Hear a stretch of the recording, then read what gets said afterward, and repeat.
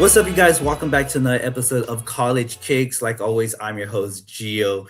And today we have a different episode. Actually kind of similar to the last one that we did.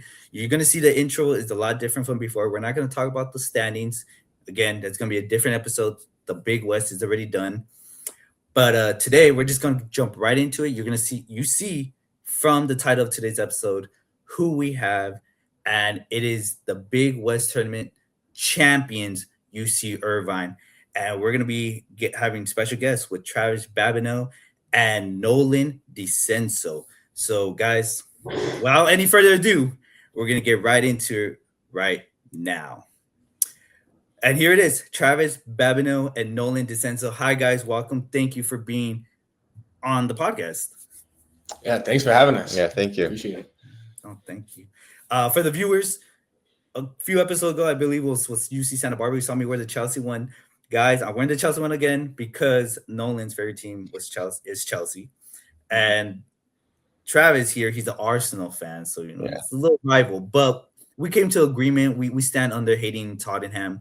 So, we could work on it today. We could be friends today for the episode. Just for today. Yeah, just for the episode right here. We have a mutual hate I wouldn't say hate, just dislike for the Spurs. But well, getting right into it, guys.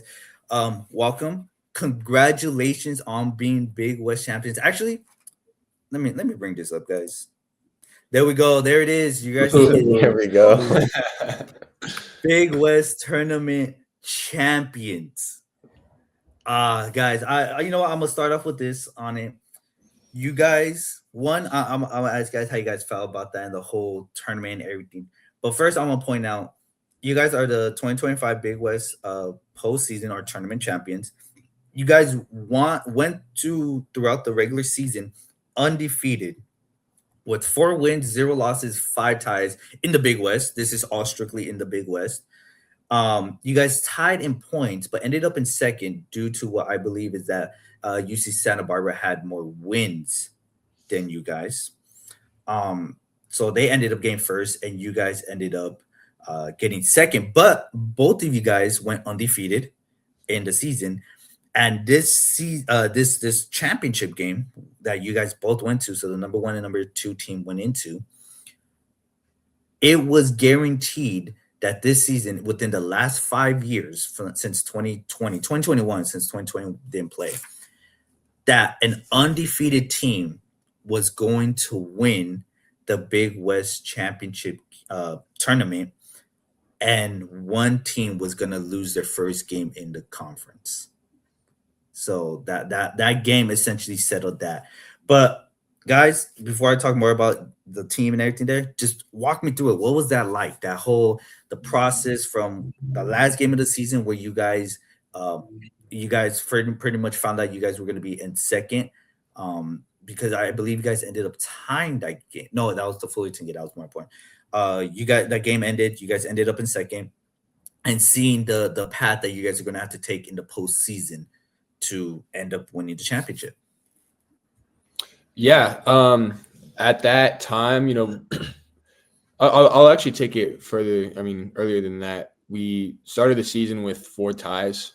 And that wasn't great. Like, it was kind of a mixed feeling because we knew we were undefeated and we knew we were good, but the points didn't really speak for it. So it's kind of something we battled on with early in the season. But then, after we kind of caught our rhythm and started picking up some points, and then we ended up beating Riverside at home to end the season. And seeing how kind of the championship played out, we were just full of confidence going into the postseason. We knew that it was either going to be Cal Poly or UC San Diego, who were 2 like really great teams that, super hardworking. So we knew we had it in for us just going into it. So we were really just focused on that game. Like, we didn't really care what was going to play out between Fullerton, Davis, or Santa Barbara.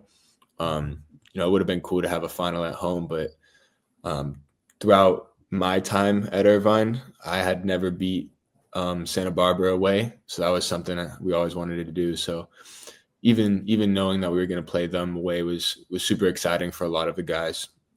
But yeah, we were definitely full of confidence. Not only did we clinch tri-champs that day, but the Dodgers won the World Series, so I was super excited.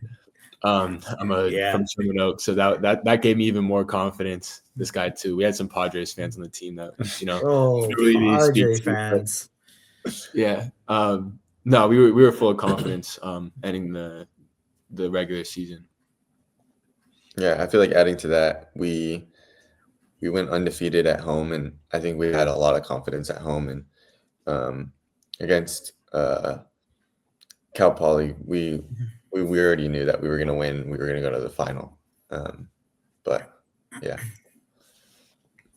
So one, obviously, some people tend to use the excuse. I'm not saying this as an excuse. Just kind of give what was the if the game plan changed a little bit, or that's how you guys practice was playing in the rain because it was already forecasted that that week just in the LA area, even like you guys played in Santa Barbara, so north of the LA county, it was going to be raining that entire week. And of course, for the game on that I believe it was a Friday, right? Yeah, it was a Friday. You guys played the championship game. It was raining a lot. So just tell me how was it the game plan you guys were planning already set to be playing in the rain, the knowing just how the field might have been muddy and everything that kind of went on throughout the game. yeah. So I think the rain changed nothing. We were going into the game to win, and I mean, we were preparing to win. We wanted to win. I don't think the rain was going to play any effect in the game, and we didn't go into the game like thinking, oh, it's going to rain. The field is going to be like this. Okay, the rain wasn't going to change how we were going to play or the way that we were going into the game. We were just going into the game to win.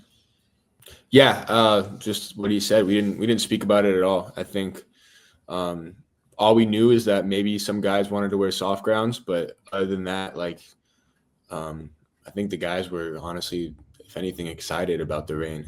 Just always good to change up. We always talk about changing your routines, and I think this is something that kind of brought excitement to the locker room rather than made us worry. Yeah, I mean, for some people, it kind of changes tactics. Sometimes, like you said, just changing the cleats. On softer ground, wanted the higher turf cleats. I mean, the studs on the bottom. A lot of it just kind of changes, like what you said, how you guys felt comfortable. One thing a little more about the game itself, tactically, when watching that game, one thing that I noticed, I don't know if that's really how your guys' game plan was, but it looked like you guys tried to play a lot more slower tempo, more possession for yourself. And that alone would take away the ball from UC Santa Barbara because they're a team that one likes to play a lot faster.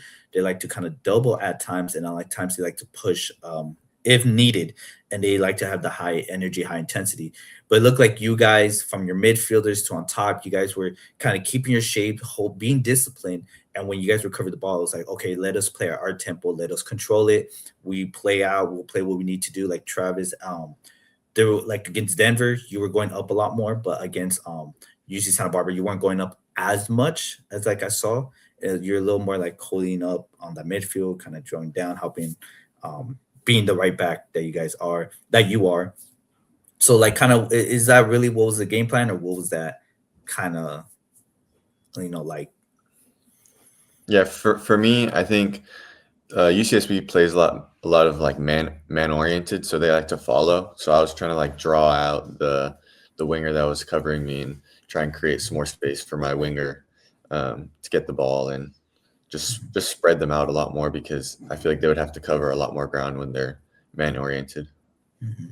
Yeah, just adding to that too, like we're always trying to control the rhythm and control the tempo of the game. That's something that is a part of Yossi's philosophy at Irvine. I think that game specifically, we had played them earlier that season at Santa Barbara, and I think when we were gaining the ball in certain areas, we were just trying to push too fast, and that's something that repressing is something that they're very good at, and just surrounding the ball. And going into that game, we knew that like in moments when we're in transition, when we're winning the ball, like not to just push and cause transition on transition. We wanted to really establish possession, establish some territory, and Just I think they weren't expecting that from us because of just how we played against them earlier this season. I think another big part of it was having Isaac Powell back in the midfield. He's a difference maker for us all season, and just his ability to be a presence in the midfield, picking up second balls and getting into tackles. I think that really helped disturb them in transition moments.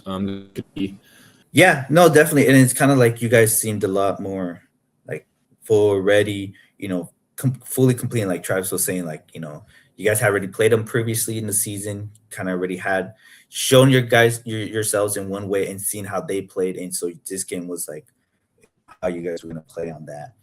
But like I said, at least from when I was watching it, it looked like you guys were trying to, or like, hold your tempo. You guys play at your tempo, the philosophy of Coach Raz. And that was very clear from that moment. And you guys went up very early. I mean, sorry, I take that back.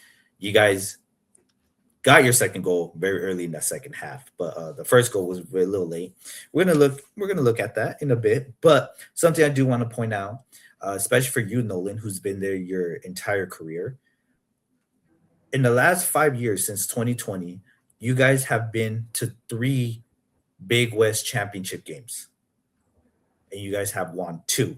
Now, Travis, I believe this is your first championship with the Irvine, with the Big West. Nolan, you have 2. But something I noticed in these 3, every time you guys end the season, the regular season, in second place, you guys end up going to the championship game. Really? And every time. But every time you guys end in third, you always lose, and I think first or second round. Really? But here's a little, it gets a little more into it. You guys, in the last 5 years, you guys from 2021, where you guys went in the last 5 years, you went to the first Big West Championship. You guys lost to UC Santa Barbara 4-0, right? So this one was kind of like a payback game in the ending of the 5 years. And the very next season, 2022, you guys ended in third place. Then in 2023, you guys ended in second place, which Nolan, you were there. That was your sophomore year that you guys won. Oh, yeah, we won. We won my sophomore. Your sophomore year. You were number 2 against number 4 UC Davis, and you guys won in pens 8-7, right? Last year, you guys ended in third in the regular season. Didn't make the final. This year, you guys ended second. You get your get back against UC Santa Barbara, winning 2-1. By this predicament, you guys are set to get third place next season and not make the Big West Championship. I know it's not something you guys want to hear. I'm just saying, by the numbers, this is the pattern. I mean, if that really is what determines it, then I guess you're right. But I think the guys that are staying for next year would think otherwise. Yeah, for sure. Yeah, they could prove it wrong for all they want. I'm just pointing out what I found out about the last 5 years and how things are going for you guys. No, yeah, it's definitely been a cycle. You're totally right. Right. So that's how it's going. I do want to point out you guys just won the school's 6th championship of the Big West. And as you guys are considered the most successful team in the postseason in the history of the Big West. After winning, really, of all Big West teams, having the 6 championships, the most successful postseason. So not counting the regular season ones. Really? Wait, how many who's second? That one I didn't look. Actually, I could look at right now. Yeah, because I would have thought Santa Barbara has more than that. No, I don't think they do. They don't? No. I think it might be Fullerton. That's pretty cool. That's cool to know. I didn't know that. Let's see. We'll take a little time here because I was just looking for you guys. I was researching you guys. Yeah. Yep, right here has UC Irvine. You guys have 6. Mm-hmm. Let's see here. See, the Big West has UC Irvine has 6. It doesn't give me the list in the order. It doesn't give me the list in order.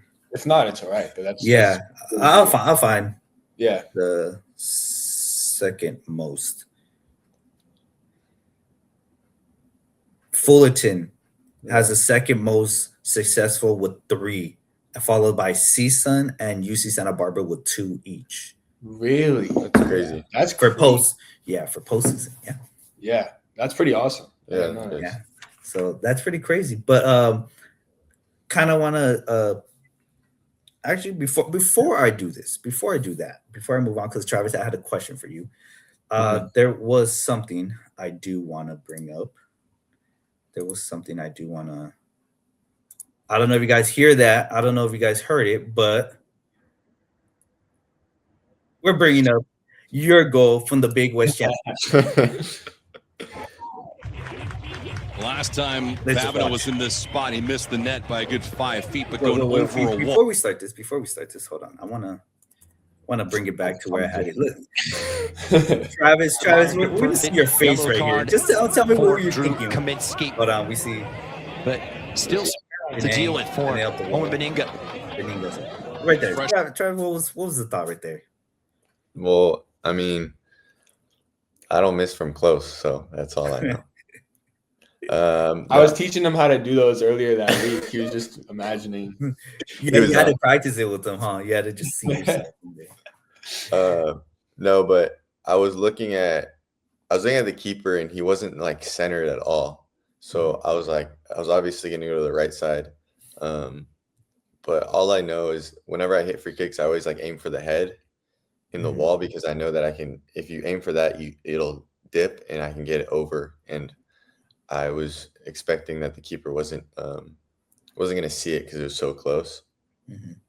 But the first one that I hit, I didn't wrap my foot around it that well because of the rain, and the ball was really slippery.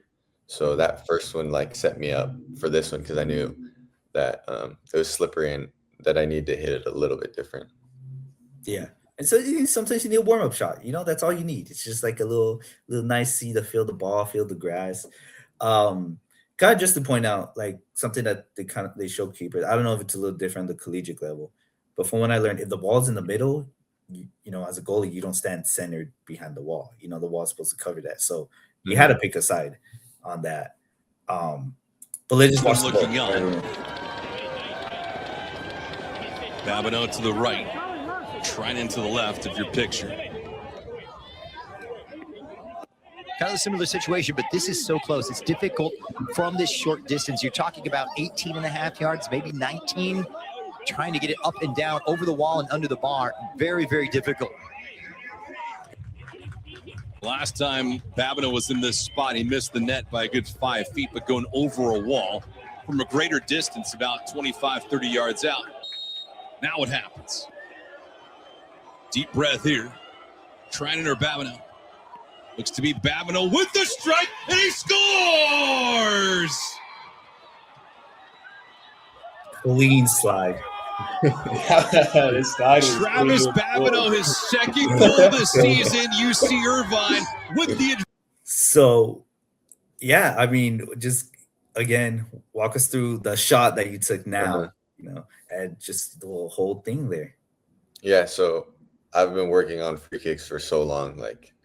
That's like something like this shot is like what I dream of, and like working on that and like seeing that pay off is just like the best feeling you could ever have.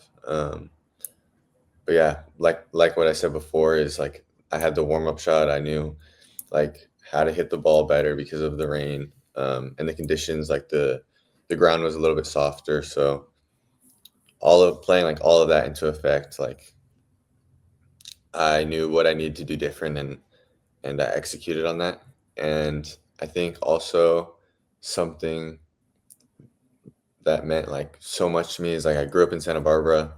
Like as a kid, I would go to like the UCSB games. I would go to Harder Stadium and like watch those games, and like being able to score like in a final at home, like where I grew up, is just like a surreal feeling. It's just like what I probably dreamed of as a kid, and I like made that happen. So yeah.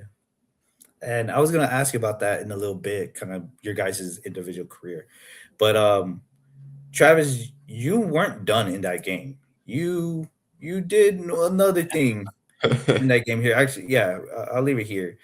You Commissioner Dan Budley assisted still the hanging out second with goal. us. Dan, we've talked about so many things throughout the year with you. You're running around all across the great state of California, but thinking strategically and bold, that's kind of the initiative of the Big West Conference.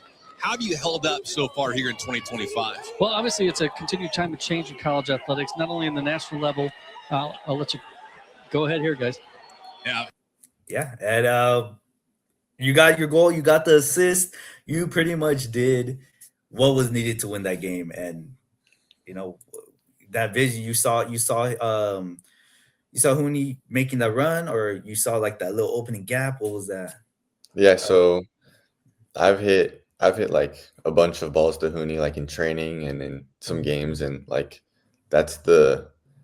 it doesn't matter like where I am, like specifically on the field, if I'm higher or lower, like I know Hooney will make that run and will make it happen. And I don't like, maybe teams could expect me to do that, but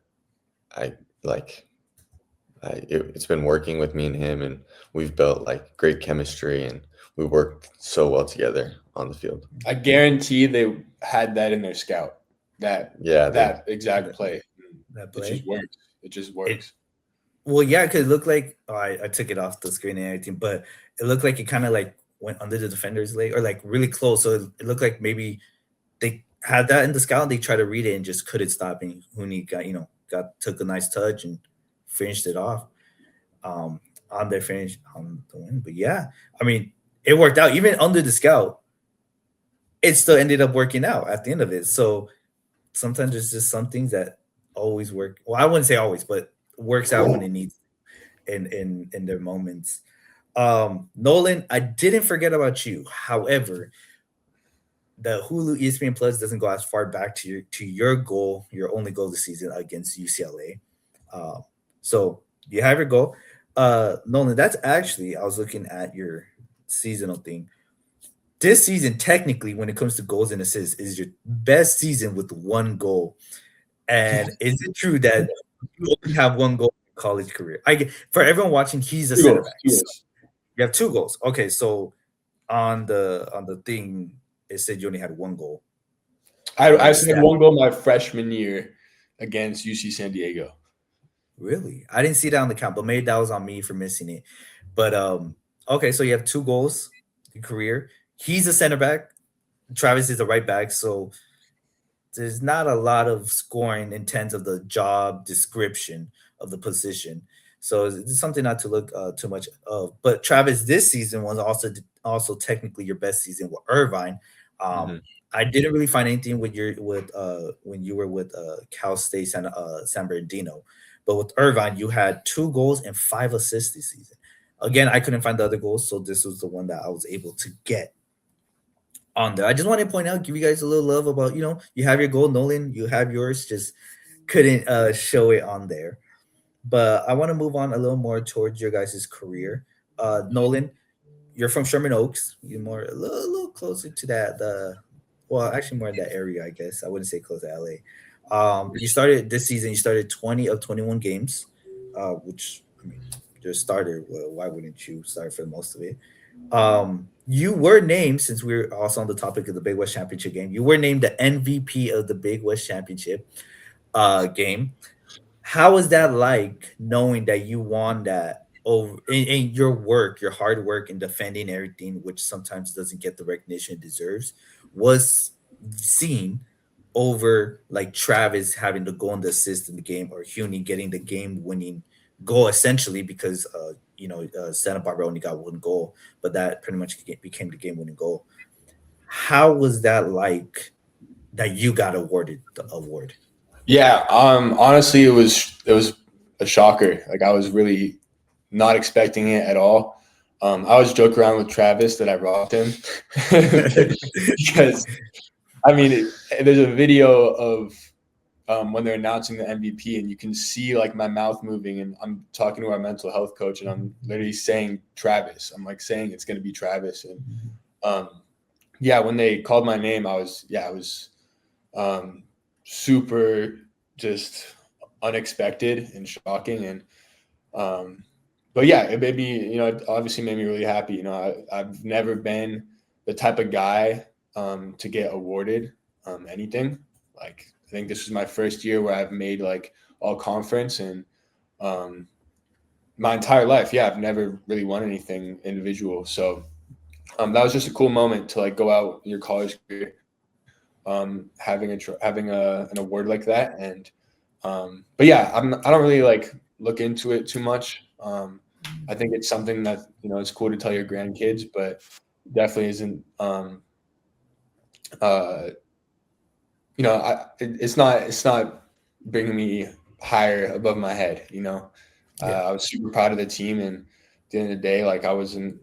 Everybody defended super hard that entire game. Like if you look at everyone's jerseys, like everyone's covered in brown and mud, and we're wearing white uniforms. And they actually, because we graduate, they gave us like that white jersey that we wore that game to like take home for the seniors. Yeah. And we've watched them like 4 times, and my jersey's still like it's just mud.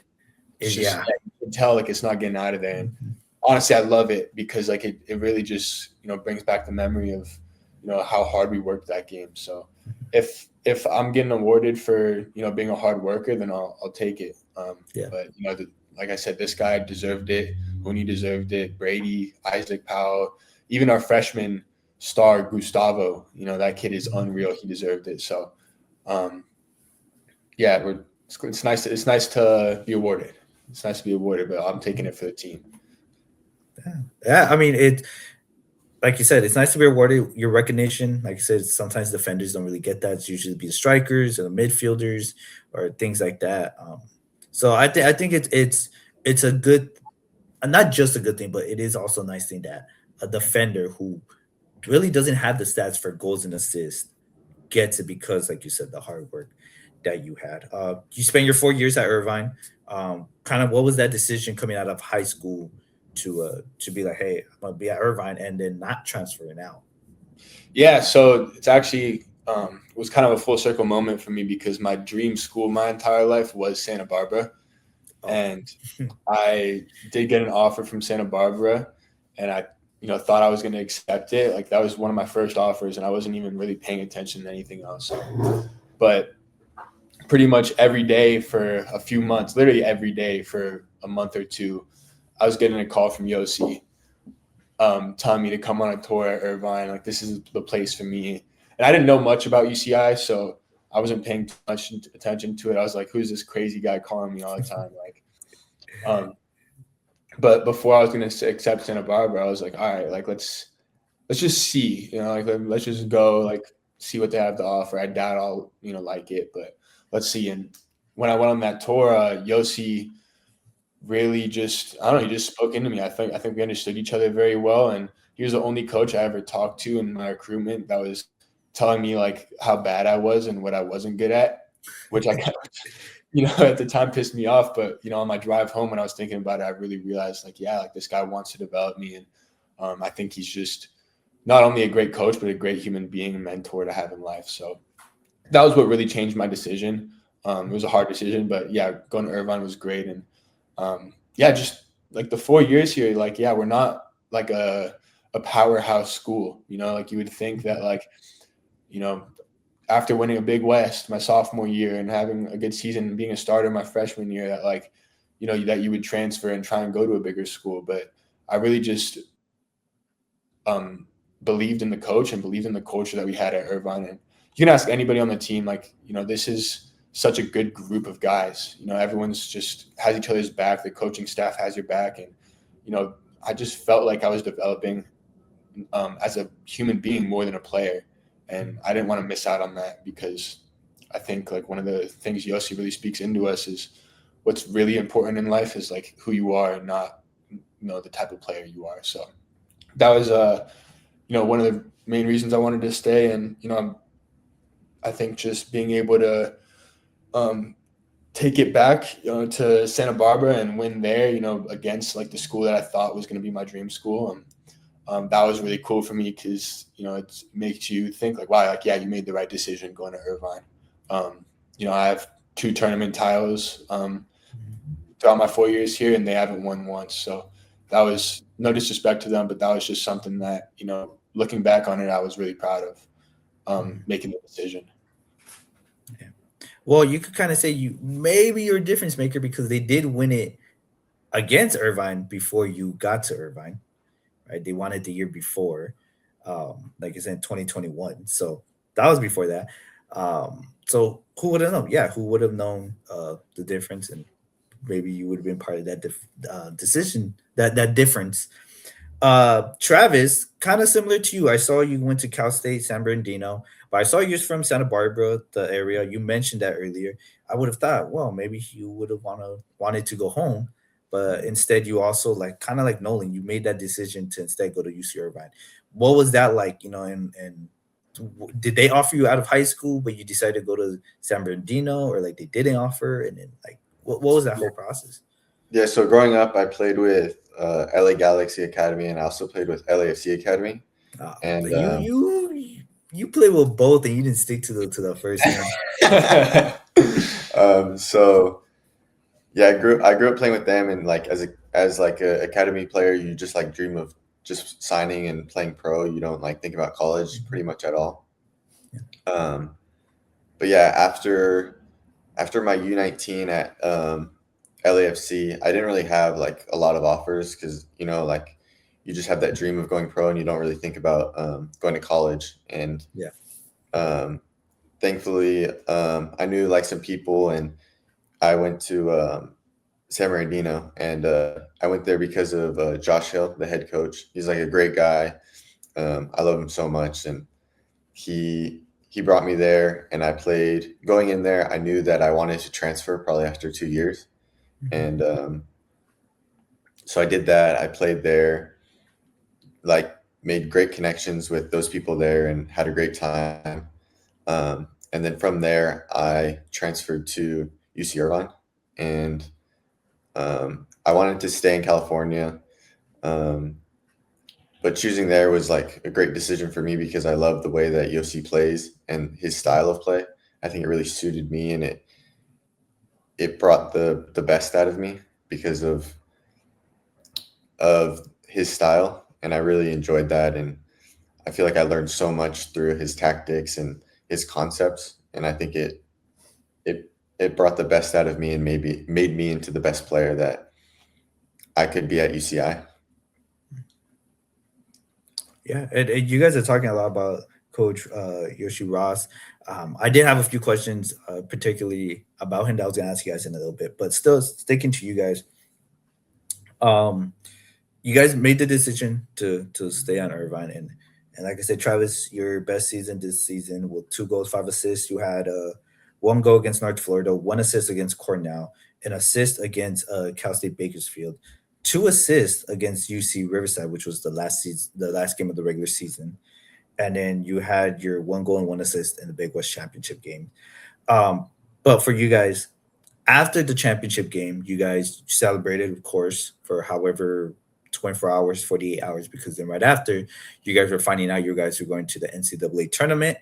And then you guys found out in the first round, you guys were playing against Denver in Denver, Colorado. It was their home. They were the higher seed. The results didn't end up the way you guys wanted, right?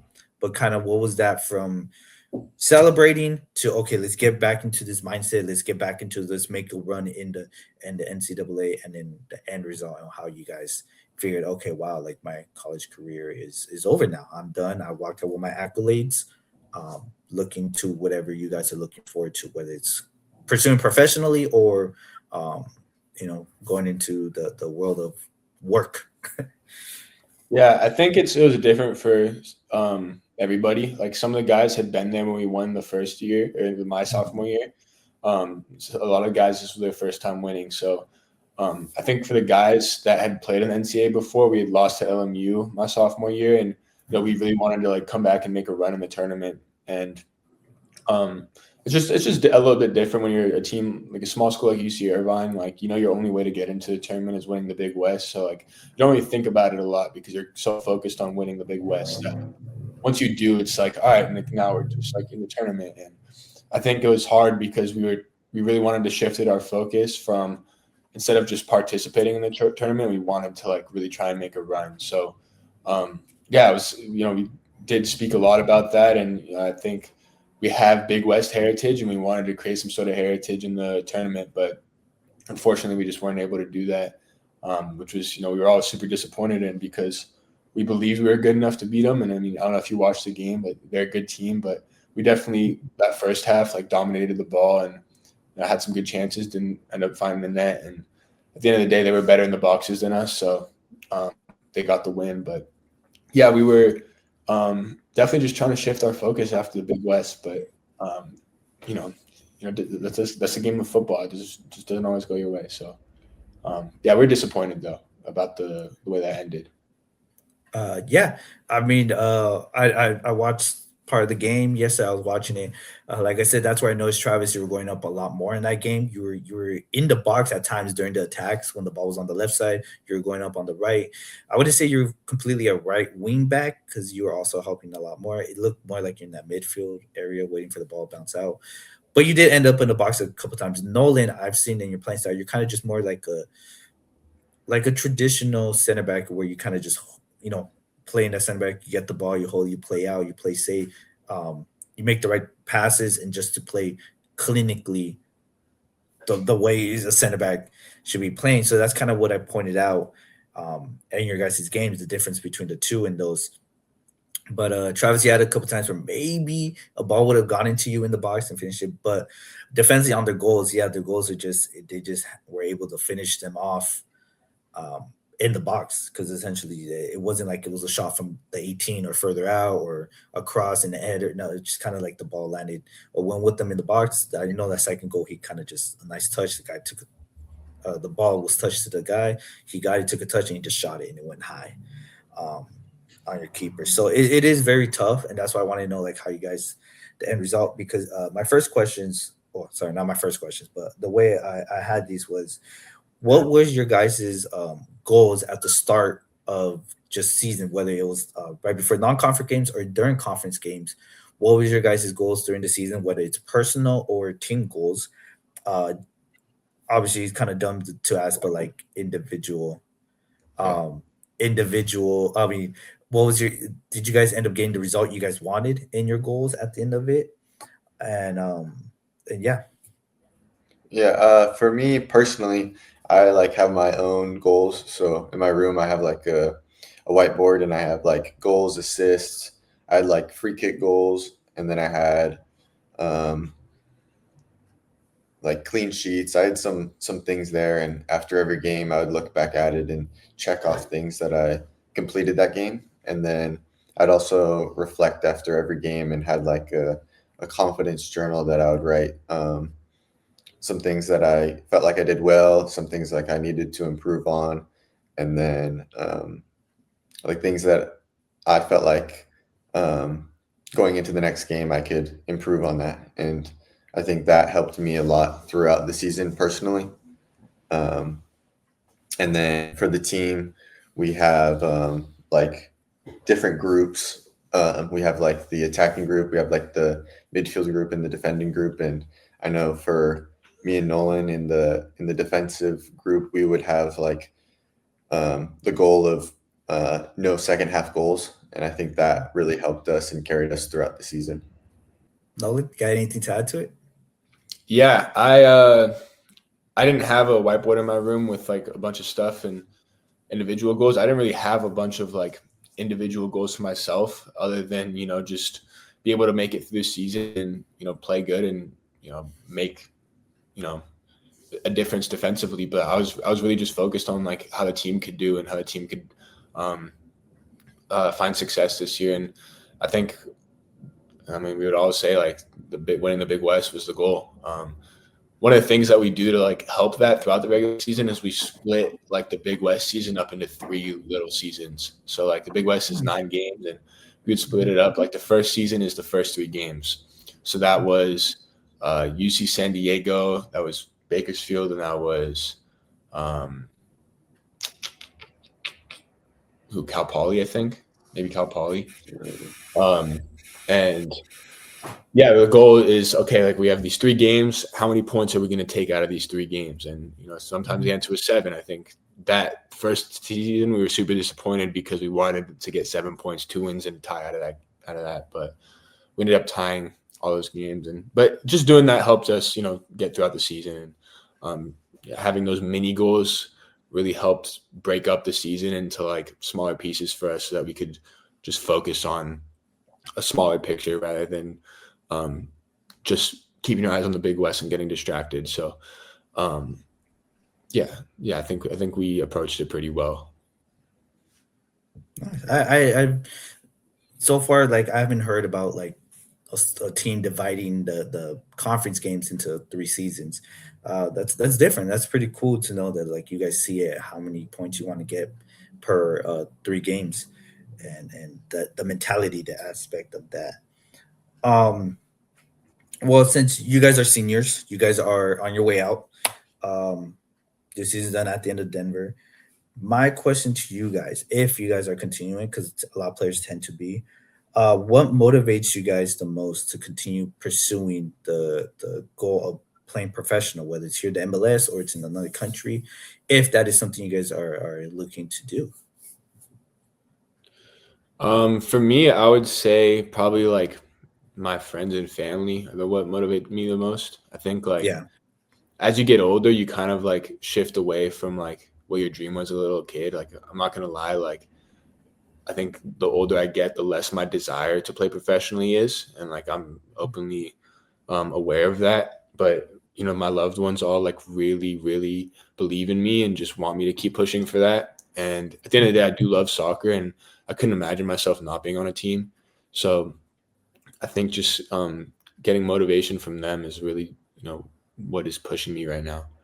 Yeah, and then for me, it's very similar. Yeah, family and friends, and um, also I feel growing up, always wanted to become a pro. I think that still that childhood dream is still like in me, and um, I want to play wherever and continue to play as long as I can.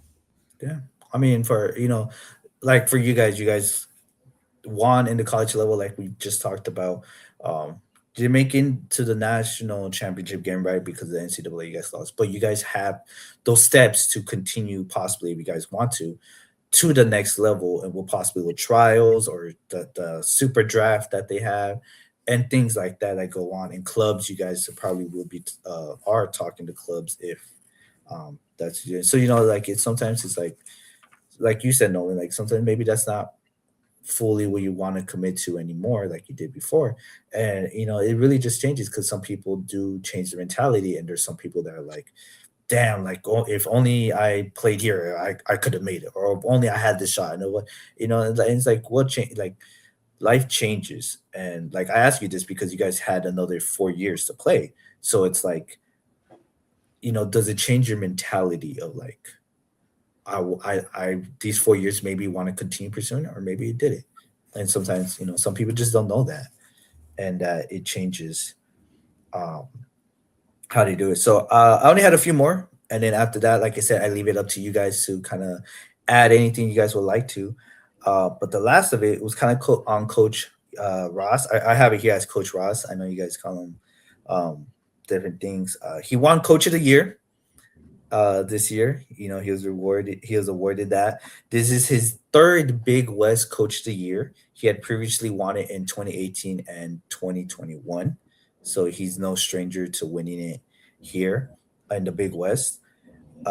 He did join UCI in 2017, so in 1 year he won Coach of the Year with it. But to also point out that in 2014, Coach Raz won California Collegiate Athletic Association Coach of the Year when he was at Cal State Pomona. I mean, sorry, Cal Poly Pomona. So he won California, pretty much Coach of the Year in California for men's soccer. What is it like having him as a coach, playing under him? You guys kind of mentioned it a bit, but one of my questions was his philosophy. What's his philosophy like, and being able to play here, and how does he bring the most out of you guys that you guys, you know, love that he brought out of you guys? Yeah. Well, you've watched, like, it's pretty clear that his philosophy, he wants to keep possession. I mean, he came from, he got his coaching experience, from other collegiate levels, but also went to Barcelona and did like a program there while Pep was still there. This was like years back, where I think that's where he got his philosophy from. And obviously, Barca is a possession-based team that like loves to move the ball and create opportunities. So I think that's where he really became who he was as a coach, and still developing, of course. But So is that why he's going bald like Pep? Like, is that like part of yeah, the whole like mindset in there? exactly. Yeah, Yeah, everyone, you can see it. You can see the Pep in him. You can't get away from it. But he, yeah, I mean, it's a little bit different in the collegiate level, and I think that's something that he's been trying to change a little bit about his philosophy, and too, because at the collegiate level, like, you just don't have the same quality as players on Barcelona, and keeping the ball the way that Barca does, you need to have quality. Like, you need guys that have a great first touch and can see the field really well. So not everyone on UC Irvine's able to do that. I'll be the first to say it about myself. I'm just not that kind of player. But I think his development as a coach has been great, because he's developed to college, like, understood that you can't always possess, and sometimes you got to go long, sometimes you got to play off the target. So I think, just seeing how he's able to like be so detail oriented and so focused on every aspect of the game kind of just motivates you to do that for yourself as well. And, he makes it easy for you to do that. Like, you should see our practices, the way he like, I think it's a little bit easier as a defender in his program, because he's a defensive coach too, but being an attacker, like, you should see the way he like, yells at the forwards in training. It's just like he expects so much from them, and the standard is set so high, just from guys that have came in the past, but also just from what he expects in terms of like, being able to set up attacks as a team and not so, individually oriented. So I think, I have so much respect for him, just not only being such a great coach, so hardworking and detail oriented. He's a man of faith. He's a man that, is a great father and great husband, and has his kids around in the locker room, and you can just see like morally that like he's just somebody that you can look up to, and off the field as well, and genuinely cares about you.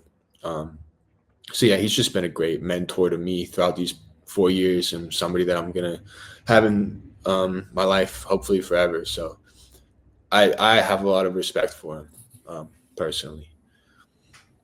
Yeah, and then to back up Nolan, like he said it perfectly. There's only but good things to say about Yossi, and I love the way he coaches and the details that he provides for us to perform and to excel, like as a team and as an individual. I think like there's so many different things that he teaches you, and that coaching staff like does for us, and it's just like I'm so grateful to be a part of it and to experience it. Yeah, I mean, for at least from an outside point of view, it looks kind of like he's just coming in, he's getting Coach of the Year award. He has 3, he's doing like he's just getting it, but it's like until you guys pointed it out, it's like someone like me or someone on the outside who doesn't know him doesn't know the deeper intellect in the deeper work he has done to get there. Like Nolan said, he went to Barcelona, and that I didn't know when I was researching a bit more about him. He really takes in depth, and each player, and like how to and develop him better. Like like he said, when you first met him, he told you what you do wrong. Like no player wants to hear that out there. Like, oh, why would I want to play for a coach that says I do this wrong, this wrong, this wrong? But rather it's flipping. Hey, maybe he knows what I could do wrong, or what I do wrong, and what I could do better. And like you guys are, well, Nolan a little more in depth, but like it brings out difference, because when you first see him, it's like, oh, maybe a lot of these other coaches have been in the head coaches for a long time in this league, and he just come in and he's already 3-time head coach of the conference in just 8 years. So like it's a pretty big thing, big time thing. Something you guys probably know about Coach, maybe don't, but what I read on his bio here, He played for CSUN. He played for so he was in this conference, and he also won he won Big West Freshman of the Year honors and Scholar Athlete of the Year. That's different, but he was first team All Big West in his 4 years there here at CSUN. Well, I'm not really in Northridge, but like in Northridge, he's a baller. He knows how to play, and he brings that onto you guys on that at the end. So just kind of a different perspective that some people just don't know about having well, at least this year's coach of the year and a veteran coach on there. But yeah, guys, I'm closing it up. That's kind of it for me for today. On you guys, anything you guys would like to add? No, I mean, yeah, thanks for having us on. It was really nice talking to you. I love staring at your Chelsea jersey. So we can do this more often. Yeah, I had a great time. Thank you so much for having us. This was fun. Yeah, no, thank you guys for taking the time out to come. I mean, of course, I don't mind having you guys come back again. We could talk more about other stuff.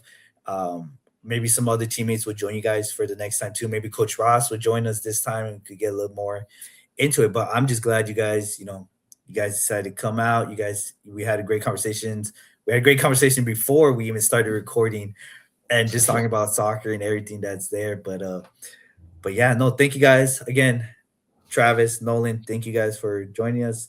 You guys, fans, defending, they are now the Big West champions of the tournament, and they are now the defending champions at UC Irvine. Thank you guys so much. And well, guys, there you guys have it. You guys see it. We spoke to already the two champions, regular season champion UC Santa Barbara, and now the postseason champions, the tournament champions of UC Irvine. We still got a couple more teams to talk to and get to know them and how the season went. But until then, we'll get back into them. You'll see when they come up. But like I said, until then, see you guys next time.